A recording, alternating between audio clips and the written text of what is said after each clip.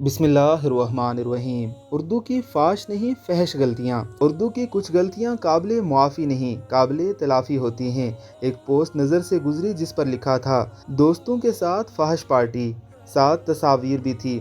فحاشی کے بجائے بنی ہوئی مچھلی نظر آ رہی تھی تو اندازہ یہی لگایا کہ موصوف فش پارٹی لکھنا چاہ رہے تھے۔ ایک شادی کی تصویر کے نیچے لکھا تھا اللہ آپ کا سواگ قائم رکھے، یقیناً ذہن میں سہاگ ہی ہوگا۔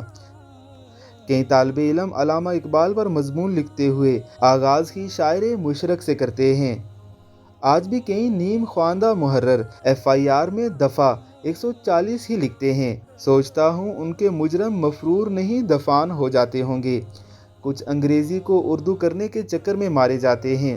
ایک نیم پڑھے لکھے رومن پسند صاحب ہمیشہ میسج کو مساج ہی لکھتے آئے ہیں۔ ایک دن کسی خاتون کو متاثر کرنے کے لیے اردو رسم الخط میں گلا کر ڈالا، میں نے آپ کو کئی بار مساج کیا لیکن آپ نے کبھی جوابی مساج نہیں کیا۔ کئی غلطیاں صرف فحش نہیں فحش بھی ہوتی ہیں۔